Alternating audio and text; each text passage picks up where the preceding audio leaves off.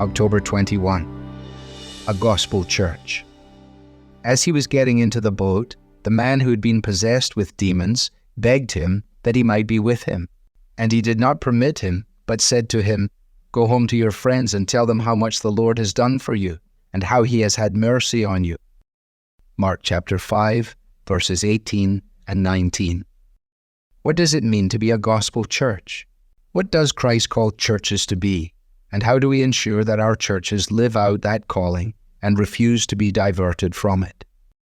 When a church is drifting, it's usually only when it looks over its shoulder that it realizes that, often unwittingly, it has lost its gospel focus. Over time, perhaps quickly, perhaps slowly and imperceptibly, that church has become turned in on itself. The congregation has grown comfortable and content with empty seats in their services, or with seats that are full for the wrong reasons. It is very possible for a church to slowly drift, become self-satisfied, and eventually lose its way. An individual church will only remain devoted to its mission when its members constantly maintain an outward gaze.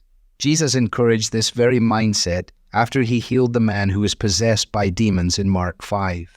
When this man asked Jesus if he could stay with him, Jesus told him no, which may come as a surprise given that some of Jesus' first words in Mark's Gospel were, "Follow me." But Jesus was telling this man that following involved going home to his friends and family, and telling them how much the Lord has done for you. Jesus did not want him to rest content with the knowledge of Christ that he had received. He wanted him to make the good news about Christ known to those around him.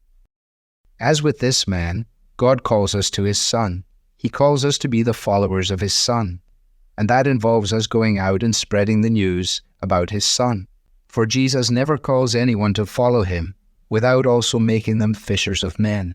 If we have truly come to him, then we will go and share him. On the cross, Jesus declared, "It is finished." The work of redemption is indeed a finished work that was and remains accomplished by Christ alone. Yet Christ includes his followers in his unfinished work of bringing the news of this amazing and wonderful story to the world.